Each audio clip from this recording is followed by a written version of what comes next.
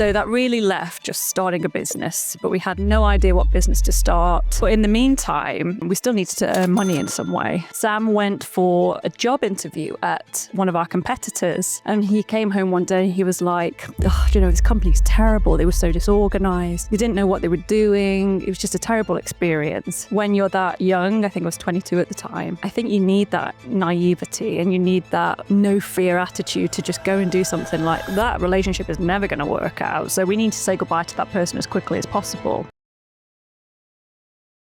Hello and welcome back to another episode of the Dreamers Club, actually our second one. And I'm super excited to have Ellie on board today. We know each other for probably 2-3 years now. I think you're one of the most loyal members that we had, and very consistent as well. So I'm really happy to have you on because I've seen you develop over the last 3 years, but also I love your story. And especially at one of our events where you shared your story, feedback was so good that I had to bring you on. So thanks for coming. You're welcome. Thank you for having me. So before we start, and usually what we do here is just you introduce yourself. Who you are, what you're doing, whatever you want to share with us. Great. So my name is Ellie. I've been living in Malaga for nearly 9 years now. And I've been a member of the Dreamers Club since Sophie started it all those years ago.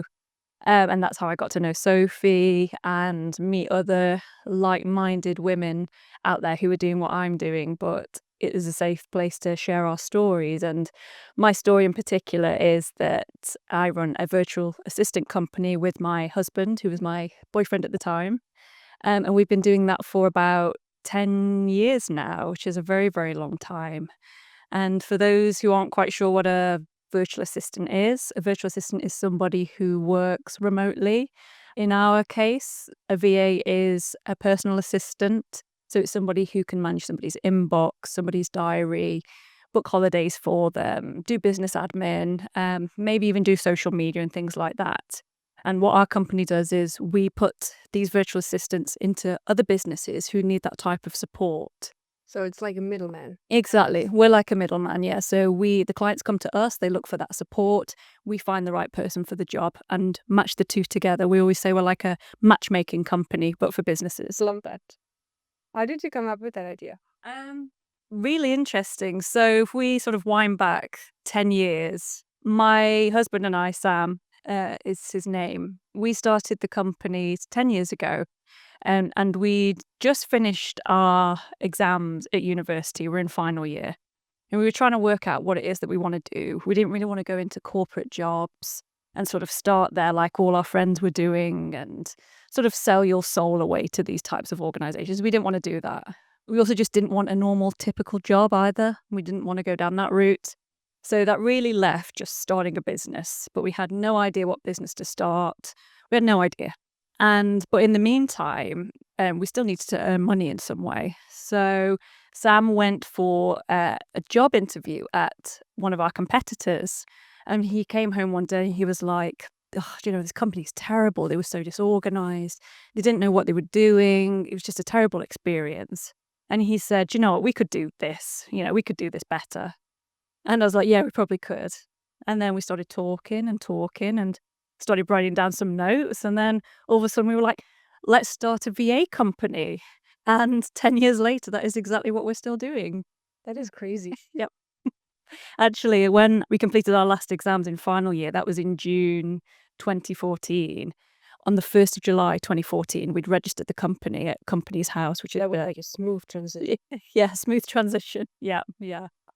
Definitely. And maybe not so smooth. It was a bold move, put it that way, a very naive move. But I think when you're that young, I think I was 22 at the time, I think you need that naivety and you need that no fear attitude to just go and do something like that. I mean, now I'm older, I would never do something like that just, off the cuff, just randomly. But I think when you're that young, naivety helps push you forward into these things. That's actually a really interesting perspective because you don't overthink it. You don't overthink it. You don't have anything to lose, really. You don't. It's very unlikely at that age that you've got a mortgage. It's unlikely that you've got kids. And you have nothing to lose. And I certainly had nothing to lose. I was already in so much student debt that what was a little more debt at the time. So, Airport. So, but was it related to what you studied? Not really. We studied international business and we also studied Spanish as well. But in terms of what we studied, you know, thinking you're doing a business degree and then going into business, it would seem like it makes total sense. But I think with a lot of courses at university these days, not all of them, but a lot of them don't teach you really about entrepreneurship. And we never learned anything like that. So I don't actually use any of the skills or anything that I learnt at university for what I do now. I very much learnt it on the job from day one. Yeah. What would you say was the hardest thing to learn? The hardest thing to learn, I think it took me a long time to trust myself and my experience because I didn't have any experience when I started the business. And I would always go looking for the answers, looking elsewhere, asking people. And I think that was the right thing to do because I didn't, I was 22 years old. I didn't have a clue. But as I got older and older, and I learned a lot more about the business eventually, and it took me a long time to realize that sometimes the right opinion is very much my opinion sometimes because I know what's best for the business because I live and breathe it day in, day out. And of course, somebody might give you some great advice and you follow that, of course. But I think you are the best person to know what is right for your business. And it took me a while to learn that, I think. Yeah, that makes sense because you're the only, first of all, you founded it, you started it, and you have the vision Yeah. for where it's going, Yeah. and only you can see it. This is it. In your case, Sam and you, both of you. Yeah. But you're the only ones who know where this is going. This is it. This is it. I mean, you can always hire people to give you the skills that you're missing. If you don't know how to do marketing, there's probably somebody out there who's better than me at the time who could help me build it. But it's those key decisions that perhaps make the business a success or not. That's very difficult to teach. And I think that is very much inbuilt in entrepreneurs, and trusting that gut feeling, I think, is so important. Yeah. Do you remember the first time when you had the feeling that actually might work?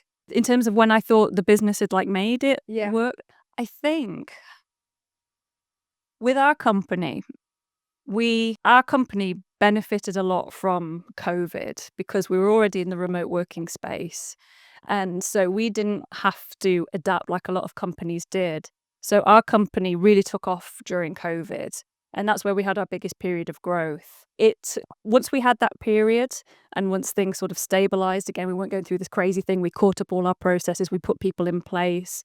I'd say it's probably been the last 2 or 3 years I've actually been able to stop and look at what happened and, that we actually achieved what we set out to achieve. But it really came in the last 2 or 3 years. It certainly didn't happen during it. I think the one moment we could actually stop and say, yeah, okay, the company is stable, it's grown, it's growing. We've hired people who do it's crazy. We pay people and they want to work for us. It's crazy.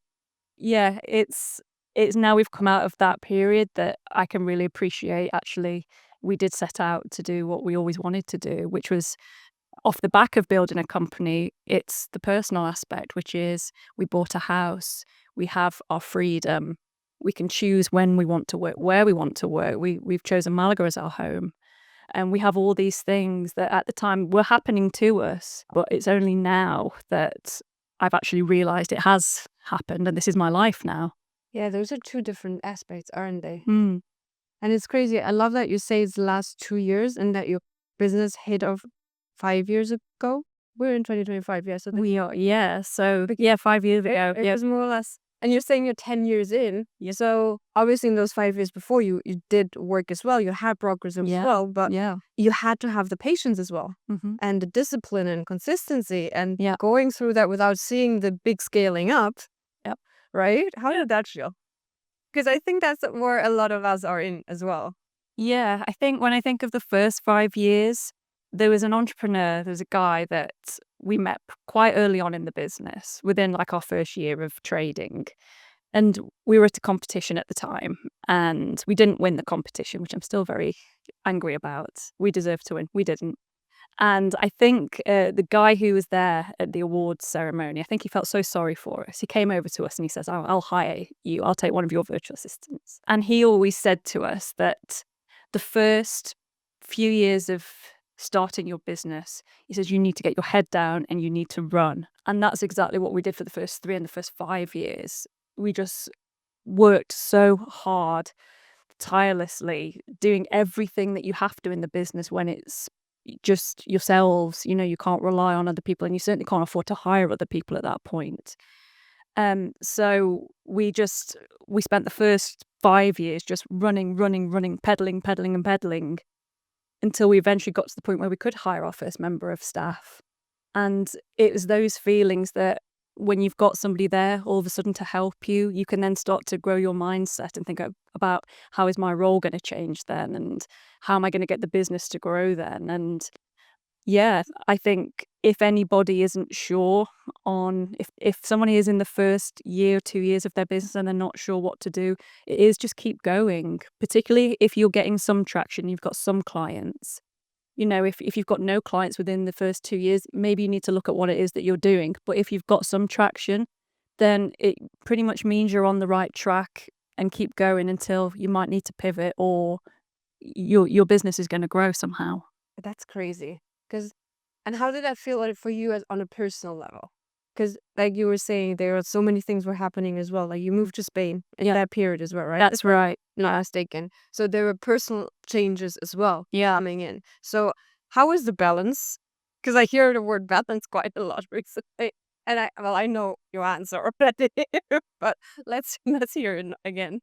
Yeah, I think, yeah, despite the fact that, a good piece of advice is to run and run and run, I think the downside of that is not looking after yourself as well, and I certainly didn't look after myself during those years. And yeah, to throw into that as well, we decided to move to Spain, which was crazy. I mean, luckily we were a remote company, so we sort of alleviated a lot of our fears by saying, well, we work remotely in the UK, it doesn't matter if we work remotely in Spain. But I think when we moved here, I felt we had a lot to prove to ourselves and maybe our friends and maybe our family, who, of course, very supportive of us. But you still feel like you've got something to prove, and you don't want to fail, and you don't want to feel like it's the wrong decision. So when we got to Spain, I actually felt we worked even harder to prove that we could live here and we can run a business remotely, to sort of prove to any doubters that it was something that we couldn't do. And in the UK, the sun sets at like 4 o'clock in the winter, so that makes life very hard. But here it can set at 6 o'clock. So I actually find I was working longer hours here because of the climate and sort of the way of life. So yeah, moving to Spain was difficult enough, but I definitely felt I worked harder here. One, because of just the lifestyle, but two, I felt I had something to prove. And probably it was really just to prove it to myself, not actually anybody else. But at the time, I felt I had to show my friends and my family that I wasn't making a really stupid decision. So, True. And I mean, when did you move here? 8 years ago, right? yeah, in 2016, April 2016, I remember getting on the flight even, because it felt scary, and, you know, it felt like an adventure, but a scary one, because we still had to make the business work. Didn't matter where we were, we had to make the business work. Yeah, so you didn't have that certainty of having a stable job, stable income, No. and then moving to another place. So you added to the uncertainty, another uncertainty, Yep. which was, what the hell were we doing there? Yeah, exactly. I think there's something about entrepreneurs that just love the thrill of making things difficult for themselves. I think it's that addiction to that pursuit of wanting to, well, knowing what you want and then going for it, even if it is really hard at times. I think we just built that way. Yeah, I get that. Yeah, we feel the fear and do it anyway. Yeah, So I kind of need it a little bit. definitely, Yeah. definitely. There's always something new coming up. Yeah, it's learning to adapt in very difficult situations. I think that's what a lot of entrepreneurs are good at. Successful entrepreneurs are good at. Do you feel that moving abroad and like proving yourself, I can do it here as well, help you with being confident in your business? Yeah, I think so. It must have done. I've not really thought about it, but yeah, it must have done. I think the more pressure you add on, which is very, very hard in the moment, but when you look back at what you've achieved and what you've done, then it's very easy then to take the next risk or make the next difficult decision, or even just get through the next hard moment, even no matter what it is. Yeah. You've got to look what's in your toolbox and Sure. what you've achieved and what the resources you have available. And like, yeah, move to Spain. I could do anything then. I could move anywhere in the world if I wanted to. And Yeah, we can yeah, start over again. exactly. And Yeah. even if that business might not run for the next 15, 30 years or whatever, Yeah, you just build another one. exactly. Yeah. It's funny. Let's circle back to the balance part again. Hmm. Because, well, obviously now you said you can take a step back. So how's the balance today? Balance today is building a business is one thing. Trying to build balance into your life, I find, is equally as challenging. Okay. What is that? Why is that? I think it goes back to this sort of pursuit of something when you're an entrepreneur. You're constantly, this is what I feel that I do, even if I go into a restaurant, it's a brand new restaurant, and I'm constantly analysing the decor, the menu, how quickly the staff come over, what the prices are, and I'm constantly analysing it from a business perspective. And I think when you're an entrepreneur, that's very, very difficult to shut off. And then you try and then putting balance in your life. Even when you sit down on the sofa in an evening and try and relax, you're constantly thinking about things or what's happened that day or what you've got to do, particularly when you have a lot of responsibility on your shoulders. So, balance, I find, is a challenge. And I've learned you have to separate off a schedule for balance. And that means sometimes at 3 o'clock or 4 o'clock saying, yeah, do you know what? I'm going to stop because I've got this thing to do. And that's equally as important to me. And it feels very painful to do that. You feel like you shouldn't be leaving work to go and do something else, which is very important. Something like making sure you've got enough food in the fridge, or making sure that you're going to get your workout in that day, or that you just need to switch off and you need to go for a walk, or you need to call a family member. It's very difficult to not feel guilty about doing those things, but they are so important. Work, I always think of, my life as like a pie, and you have different slices, and work is one slice. And you've got your friends, your family, your health, your hobbies, and everything else that makes it up. And I'm learning how to bring balance into my life. But again, it's taken me the last 2 years to do that, to prioritize other areas of my life.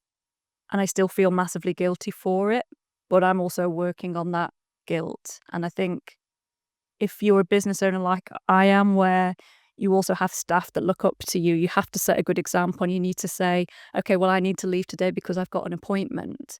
And you've got to show to them that work isn't everything as well. If they've got an urgent situation, they must feel like they need to leave too.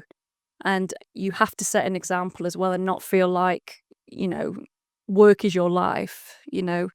There's a big thing I'm looking at the moment called work-life integration rather than work-life balance. I like that. And it's making work integrate into my life rather than The other way around. the other way around. That's a good point. And it's a different perspective when you put it as you're the example. Mm-hmm. Because, yeah, I mean, we as entrepreneurs, right, we have that focus. We want to bring in more and more and grow and grow. Yeah. But the people that help us do that, they don't have that mindset, No. right? Mm-hmm. So we have to kind of like play two roles there. Mm-hmm. Yeah, It's kind of definitely. difficult, I can imagine. It is. It is. You have to have your business owner hat on, your entrepreneur hat on, and then also like the manager sort of boss, then almost like down a level where you're in direct contact with the people who work for you. And that's very, very difficult. I think that's one of the challenges I'm having at the moment, where I need to be there for people, but I also need to be an entrepreneur, and I need my time away from the day to day to actually think about how to grow the business, how to make it better. Are we going in the right direction? Are we not? Why aren't we? And all these, it's a different level, I suppose. And it's very challenging to try and flip between the two, I think. What helped you learn these things? Because you started super young. You were Mm-hmm. 22. Yeah. So was there a tool that helped you, or did you just basically learn by the mistakes that you made along the way? I learned by the mistakes, and so many mistakes along the way. And yeah, I mean, of course, there are things you can do, like there are courses on how to be like a manager and how to be a leader and a lot of them are very good, but I also never had the time to do things like that either. I went on my first leadership course about 3 years ago. Yeah. And I learned by doing. And I feel when you're a small business in particular, that is how a lot of people can learn. Even the people in your business, they can learn as well, because it's a different mindset working in a small business than a corporate company.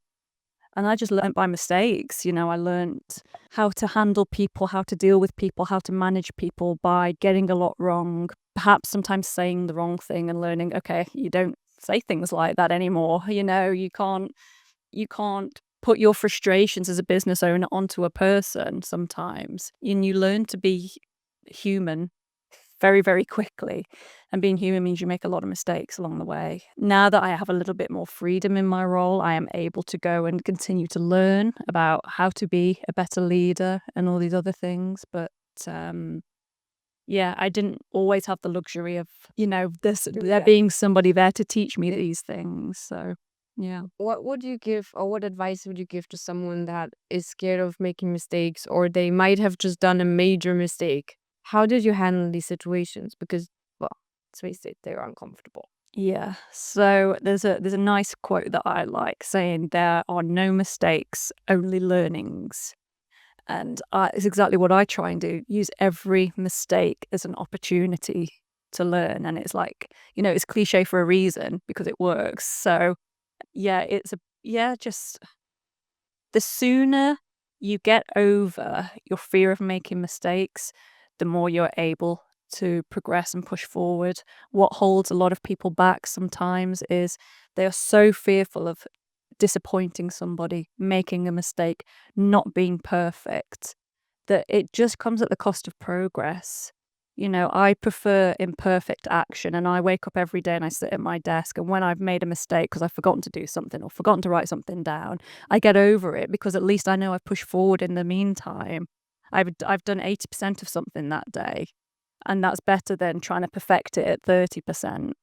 So, yeah, it's a very personal thing. I think people have their own hang-ups on fear and making mistakes, but it also comes at a cost of growth, I think, and just learning to accept that we all make mistakes because we're all human, then that's when you can progress.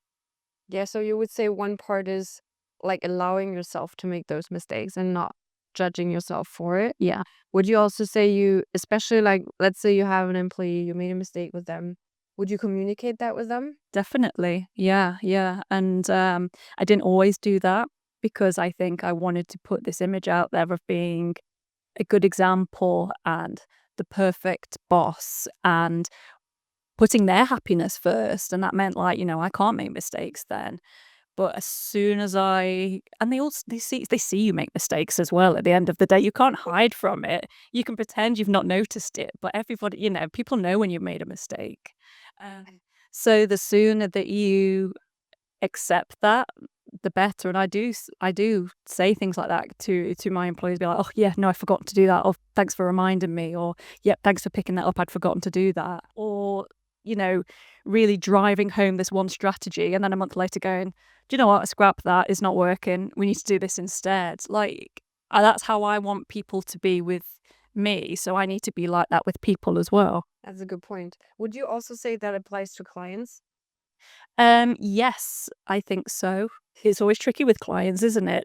Because you don't want to lose their business at the end of the day. However, I also learnt that not to be afraid to apologize to clients. I was very afraid of doing that at the start of running the business. And I think it's because your clients are so precious, you don't want to lose them.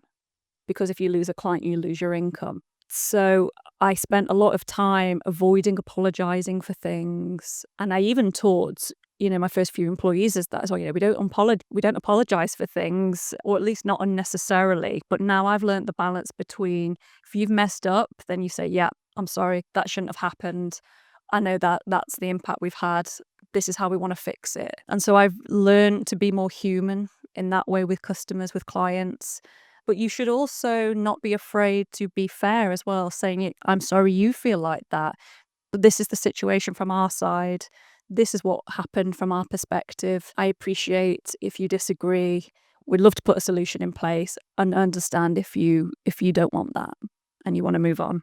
Do you think that comes with the confidence in the business and yourself? Yeah, I think so. Yeah, I think it's learning from these mistakes that I've made when you don't apologize. And sometimes people just want an apology and they just want to be heard. You should always apologize when you've done something wrong. You should always own up, and but you should also stand up for yourself as well. And trying to do that in a professional way is also very hard to do that because you don't want to be rude. You don't want to come across aggressive. Sure. But a good, firm but fair approach is definitely important. And I definitely have the confidence to do that now, and I help a lot of my team with that as well. When you've got unhappy customers and you say, "Yeah, we should handle it like this," and yeah, and I think that confidence comes from not handling it well in the past. Yeah, I feel like that's kind of like how it goes in life in general. Mm. Like I see so many, especially in social media or like, coaches or like super successful entrepreneurs that want to sell their courses or whatsoever. And it feels like they are selling you a shortcut of how to get to that point that you are now. But from my experience, I feel like I have to, or me personally, I have to go through this Yeah. in order to actually get to the real feeling Mm-hmm. of like that inner, like, if you walk away, that's fine, Mm. especially when it comes to clients. Yeah. But I would love to fix it Yeah. first. Yeah. But that means I don't need you. Mm-hmm. Yeah. Like that confidence, if you go, someone else is coming in. Yeah. Yeah, and fill your spot. This is it. But therefore, you need to lose clients and see that this actually happens, Yeah. This is it. right? Yeah. I mean, not every client that you have is always the right customer for you. That's a good point. Just because they've signed up to your company and want to use your service or buy your product doesn't necessarily mean they're your customer.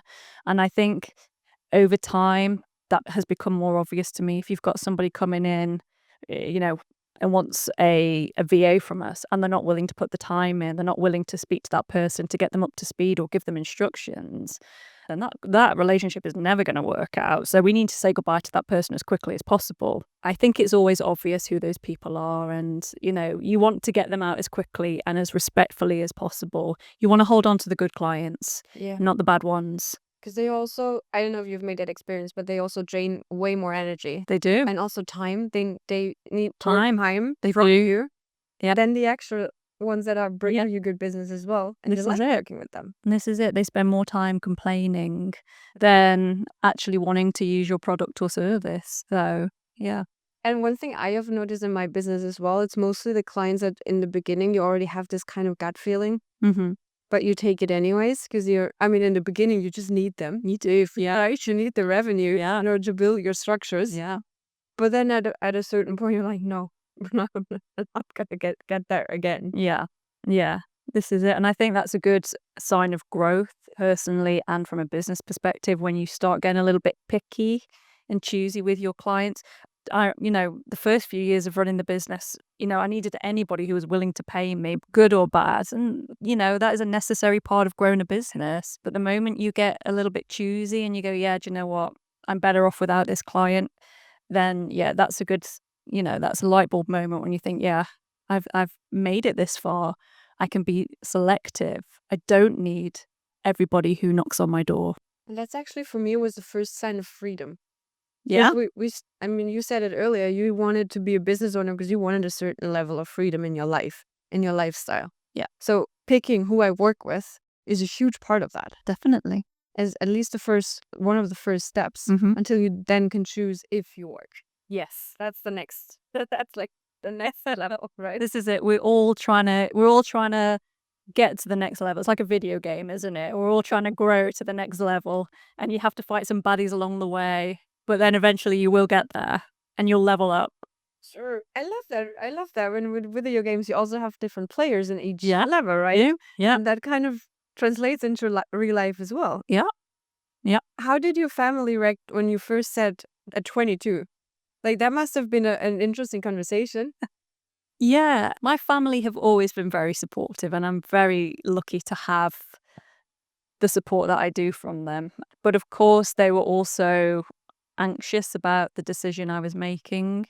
I think they just wanted to know that I was going to be okay and not on the streets. So, yeah, I think it was met with a bit of nervous trepidation about what we were doing.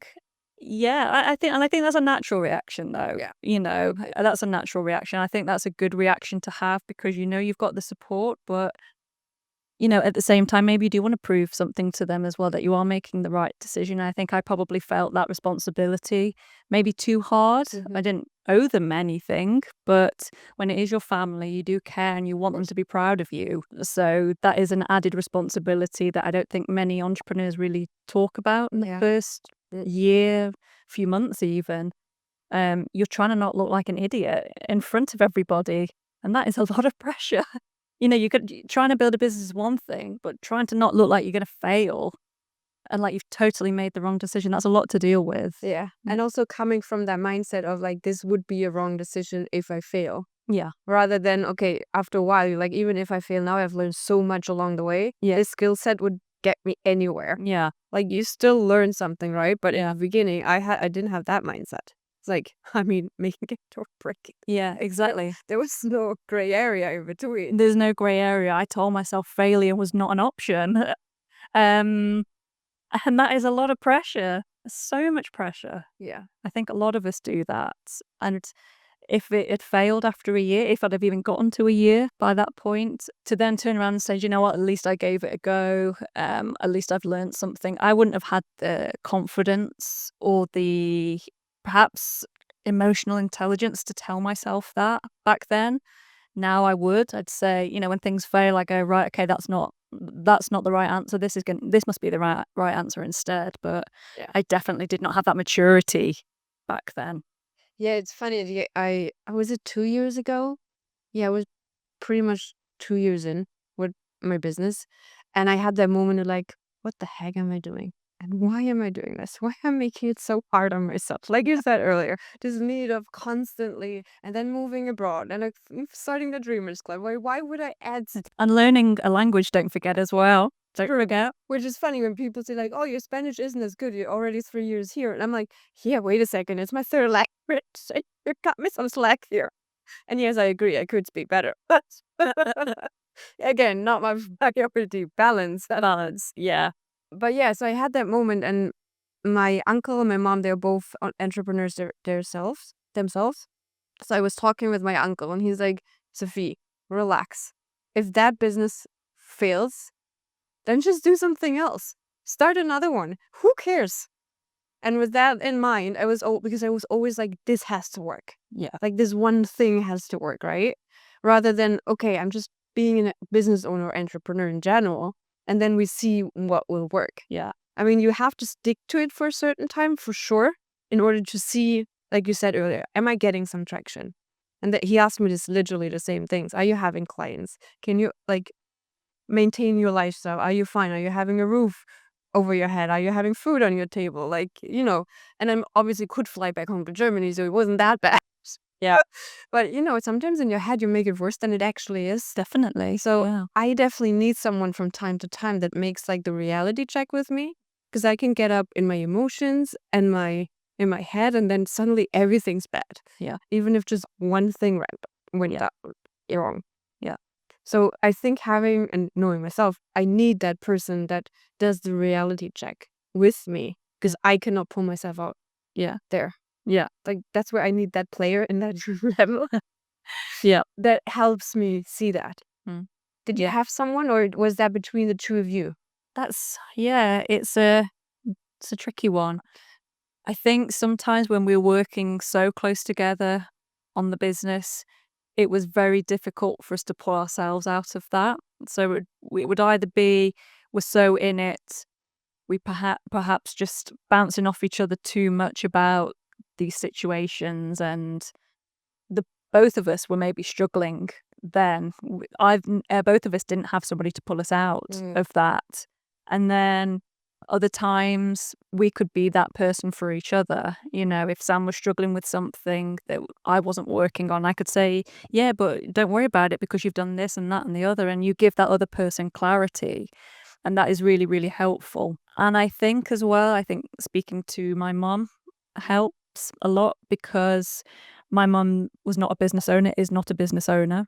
So sometimes talking to somebody about your problems with the business, to someone who would fully admit they don't understand the inner workings of it, sometimes they just have the simplest answers for you, and it just pulls you right out, and you're like, "Oh, yeah, that's true," because they wanna help, and they really do, because they're like, "Well," I can't think of an example, but they just say, "Well, have you thought about doing that?" Or even like, "It sounds like you just need a holiday." And yeah, actually, maybe I do. And sometimes just having somebody to talk to like that who isn't also a business owner really helps. But has your best interest in heart. They do, Yeah. they do, because they look after that part that sometimes you're not looking after. Well, that's a good point because they don't see you as the business owner. They No. see you as the person that you are to them, Yeah, they which in see that case is the daughter. this is it. They see you working hard, sometimes struggling and needing a break, and they come with the love that you're not giving to yourself sometimes. Wow, that's a powerful one. Because we're always kind of trying to find people in the business sense that help us. Yeah. That's true. We forget the personal side of what we need. Yeah, yeah. This is it. When you're a business owner, well, we all do. We all have so many personalities, whether you're a business owner or an employee. You have your work persona, your home persona, the one with your friends, the one with your partner, the one with my cats. There's different levels to you, as a person. So, yeah. True. Yeah, I haven't seen it that way. Mm. It's actually true. And how did you see like running the business 10 years? You've been a couple before that for a while as well, I think. Yes, yeah. So for 14 years, yeah. How did that impact the relationship? Yeah, it's really tough Mm-hmm. because we had to spend a lot of the time as co-founders, as business partners, as colleagues. That is really, really tough, because your conversations from the minute you wake up in the morning to, you're turning the light out at night, can be about business. And it certainly was then, particularly when we were feeling stressed and we weren't handling things very well. All we had was each other. And it's easy to forget that you met each other not as business owners. Sure.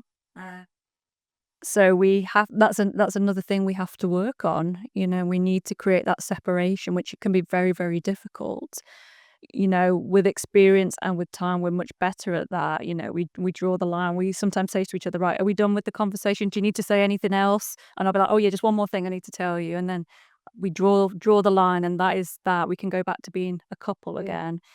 But also working from home, working remotely, our business is in our house Oh, as yeah. well. We don't have a physical separation No. between, okay, we can talk about work there. Yeah. When we're home at the dinner table, it's just us. Yeah. Exactly. So it's very hard. I think it's hard on a lot of couples who are Yeah. business owners together. It's a challenge, but I think we are navigating it and always trying to navigate it successfully, always trying to improve it. But yeah, on the flip side, I'm also very grateful that I have someone who completely understands that. So although we're a partnership and we're husband and wife, and that takes its toll, I also maybe sympathize with entrepreneurs who do it by themselves, because that must be very lonely as well. And particularly if you have a partner who doesn't really understand business on the level you do, and they don't understand why you're working at 8 p.m., 9 p.m., and because you've got to get that tender out to that client because this is your income. They don't understand that. And that's fine, but that must be lonely as well for a lot of solo entrepreneurs. Yeah, I mean, that's one of the things we hear in the Dreamers Club a lot as well in the conversations at the brunches, especially. Yeah. When, especially as a woman, you run your own business, you're solo freelancer or starting to build an agency or whatever you're doing, and you have a partner at home who's fully like says he supports you, which comes from the best place, Yeah. but he just doesn't have that same lifestyle. No. And a lot of those women come to us and say they are feeling lonely. Yeah. Yeah. And I think women are very good at putting pressure on themselves in particular. We are. So, of course, men are too, but women are very good at it. So it must be really hard. Yeah, because we also have this persona as well of being the girlfriend, of like wanting to let go and wanting to be fun and more casual and like now feminine energy or however you want to call Yeah. it. But when you have the business owner hat, there's not much of feminine energy mostly going on, right? No. We're very much in the doer mentality. So then switching, I am struggling with this, but 100%. Yeah, really not good at it. But I'm aware of it though, but I'm not good at it at all. Yeah. So This is it. then switching between this as well, and I assume communication would really be needed there. Just say, hey, you're at home now. Mm-hmm. Like, we're a couple now. Yeah. Yep. That can be tough. Could be very tough. Yeah. Yeah. I think when you're a couple, you have to really try and have things like date nights and do things like that. And we try and do that at least once a month, go out somewhere nice and just remember that we're a couple and we don't talk about work. And you have to really force it sometimes, particularly when you're tired and you've had a stressful week. Sometimes it feels like a lot of effort to do anything, let alone go on a date with your partner or your husband. But you have to because it's important and it brings you back down to actually why you do it. We do it actually because we want to be happy as a couple. And that's the focus here, not the business. It's our happiness, no matter what we do. That's a fair point, because I think what I've done wrong in the beginning a lot of times was, well, I started because I wanted to have more freedom. But then it turned into this whole focus on business. And somehow I ended up not being that free at all. Mm. And somehow forgot why I started it. Because I wanted to have fun in life. I wanted to enjoy. I mean, obviously, in order to have this fun, a lot of times you need a little bit more of extra cash than a usual job. So, Yeah. of course, business is a part of that. And if it's just a season, it's fine. But you need to build the business so that it's not only a season, because you kind of get sucked into this.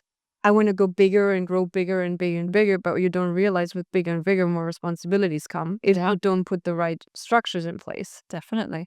So I think reminding myself of why the heck did I start this? Yeah. That was a key moment for me to also put what I'm doing, for example, now with gym or workout in general. I put it as a meeting in my calendar, and I work with colors and I mark it with a business meeting. So there's a non-negotiable. Yeah. But it's great. Oh yeah, I felt so. Yeah, I was like, I'm not productive. Like, I'm not earning any money in the gym. Yeah. Until I realized in the long run, I am actually. Yeah. And I have the best ideas moving my body by the So all my crazy ideas come in the gym. Yeah. Yeah.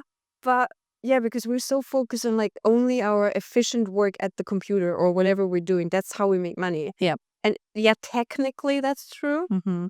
But in the bigger picture, this is just a super small part of it. Yeah. If we don't recharge, we're not as productive in those hours as well. No.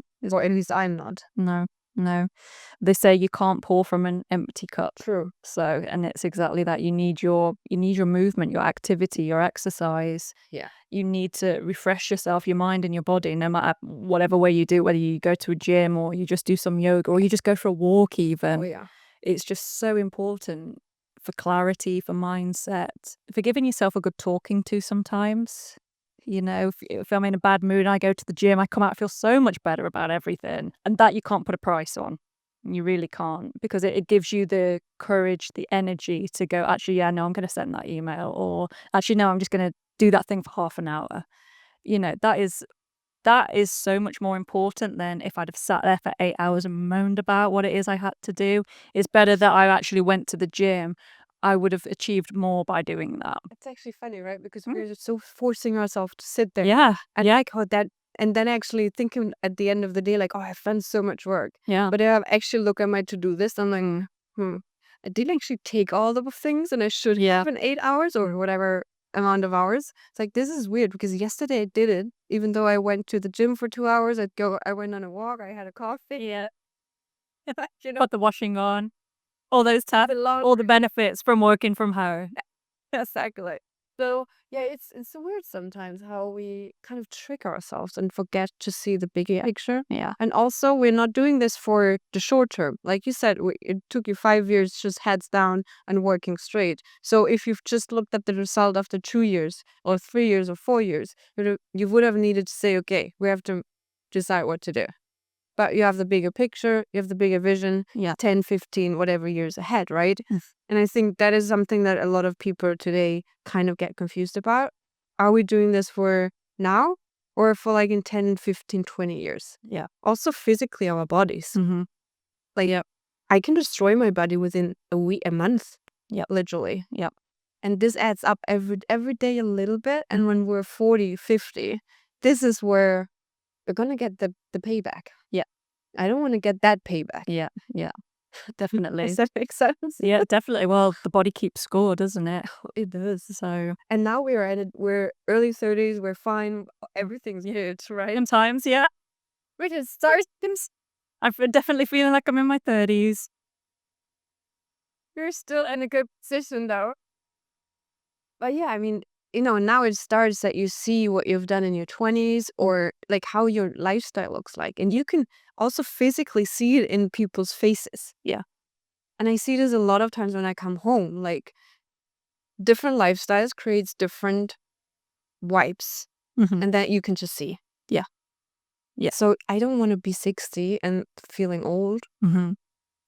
I want to be 60 and having fun. Yeah, this is it. I wanna dye my hair pink at 60 or something. I wanna just do something like Crazy. I wanna be sometimes I feel that when you run a business, like, you have to be, like, that very sensible person, and I'm hoping because I've done the sensible stuff now, when I'm older, I can just really let loose. I would love to see. I hope we're still in touch with that. Hope so. I want to see like finger. I can see that Yeah, happening. I'd just do it. I would. On like crazy makeup and like high Yeah. heels. Yeah, why not? Yeah. I Yeah. love that. Yeah, why not? I mean, who says that we cannot do that? And that's also something that you mentioned earlier about being human in business. Sometimes, especially when you do B2B business, I feel like you have to, I feel like I have to have a certain role of like what professionalism looks like. Yep. Yep. So, and yes, it's sometimes a thin line about oversharing Mhm. and overly human Mhm. Yeah. and too personal Yeah. and too little. Does Yeah. that make sense? Like this thin line sometimes. There is. There is. We always say our approach is friendly professionalism. Love that. But that means different things to different people. Some people are sharers, oversharers, but they're trying to be friendly. Some people are very respectful, but it comes across too corporate and too cold.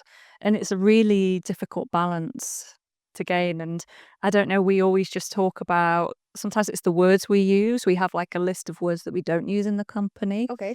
We have like negative words and phrases, we want to Lovely. avoid these. We want to use more of these positive words. So that's how we try and get this friendly professional tone, but it's tricky because everyone is human, everyone has different personalities, and it's a difficult thing to manage. Yeah, and everyone has a different like communication style. Also, when we're talking about clients, Yeah. as we're talking about different corporations, they internally have a different culture as well Yeah. than you. Hmm. So I feel like I'm adopting more or less to what the client's culture is. Yeah. Kind of try to meet them halfway Yes. Yeah. Yeah. rather than pushing my my way of This is it. communication on Yeah. trying. Doesn't work all the time, but Yeah. I feel that's where also my differentiation between my client and not my client. Maybe on paper it would be my client because he literally ticks all the boxes. Yeah. But just the way of communication, I Mm. can just not work with. Yeah. That would be a no. Like that would be an out already. Yeah. Yeah. I think, I think what you said there about, trying to meet your client halfway, I think mirroring the client is always quite a good thing to do.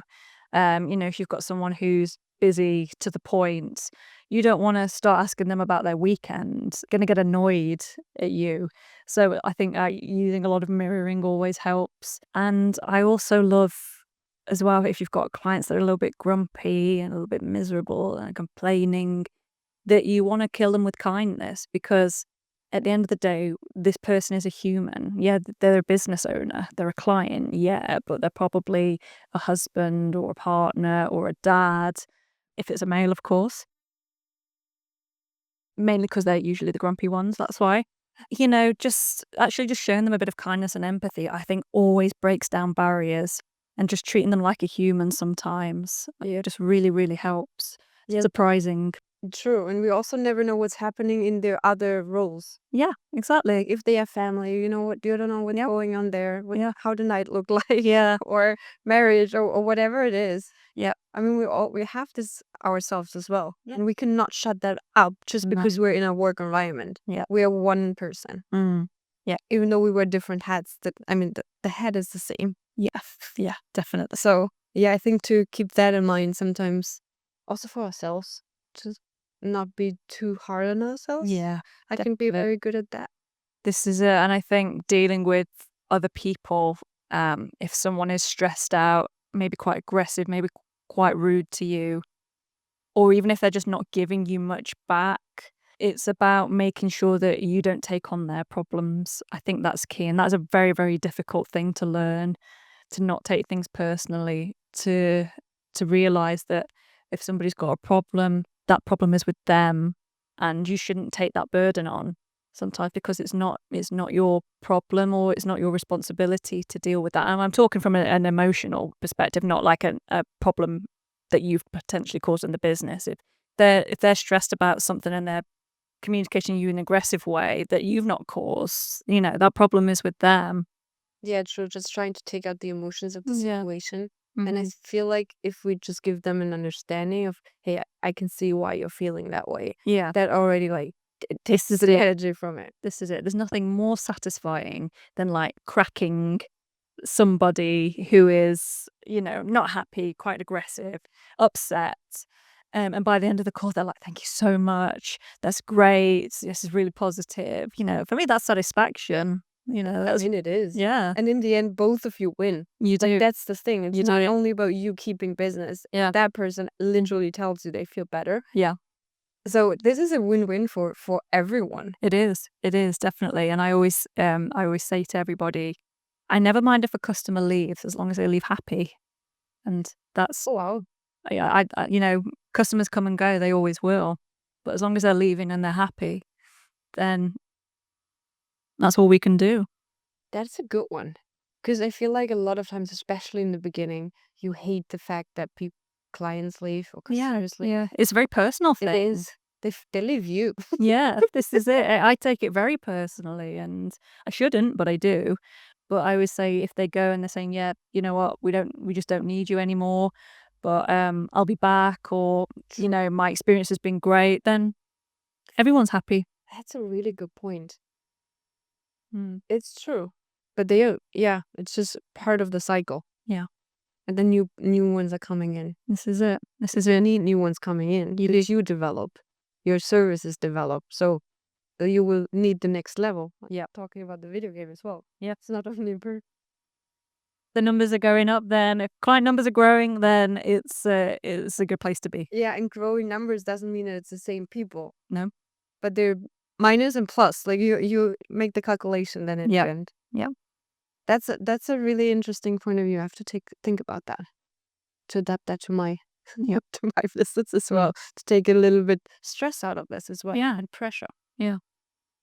So to wrap it up, what would be your advice for someone just starting out and struggling to like the more with the emotional side? Because most of us, I think we know that we have to learn the technical stuff and like that is not even our problem, I would say, because we all have YouTube, we have internet, we have access to the information. So I feel like the real key is the emotional part.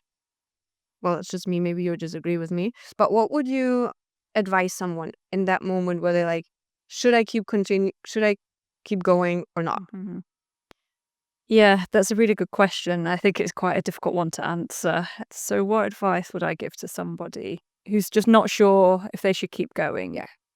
I think there's probably two separate answers to this. So I think if it's going back to what we talked about with a lot of, if you're getting some sort of traction from somewhere, people are responding positively to you. Maybe you've got a client or maybe on the verge of getting a client, then you need to try and keep pushing through. But I think you also need to give yourself a runway as well, just to make sure that you're not barking up the wrong tree here. Just because a lot of people give you positive feedback doesn't mean you've got a business still. So give yourself a runway, however long you are comfortable with, whether that's dependent on your time or your finances 6 months, 8 months, 12 months, 2 years, even. So give yourself a runway to prove that what your idea is or what your business is going to work. And hopefully it does during that time. If it doesn't, or you're not getting customers or you're just not moving forward in some way, then you need to have the courage to say, yeah, something's not working here and you need to pivot. And that, I think, is key. It's the courage to do that. And not a lot of people do, hence why they sometimes continue on something that they shouldn't be. because you will lose out eventually in time, money, emotions, all sorts of different ways. But if you do gain some success, you start getting some clients, and you really feel that you're onto something, then just keep going, keep learning, keep iterating, keep asking for feedback, keep reading, keep listening to podcasts, talk to your friends, talk to your family, but also trust that gut as well, because that is the strongest teacher that you will have. If something does not feel right, then There is something wrong. there is something wrong. Yeah. And that is sort of like your guiding force, really. And it takes guts to listen to your gut sometimes, even if you don't know, even if you just feel you should just stop doing that certain thing. You should just, I don't know, stop advertising somewhere, or just stop using this company, or whatever it might be, the little things. Just stop it, because you will work out eventually what is the right decision. So it's all about sort of just trusting your emotions, trusting your gut, and also learning when is the time to maybe stop or pivot. You don't want to be an idiot down the road and look even more like an idiot And also end up unhappy. and end up unhappy in the process. Yeah. Absolutely. I love that. That's a good note to end. Thank you so much for being here, Ellie. Thank you for having me. For sharing and being so authentic. Thank you. And for everyone who wants to talk about these topics in Malaga, join us at the Dreamers Club. And for everyone listening to the podcast, I'm looking forward to the next episode and see you in 2 weeks.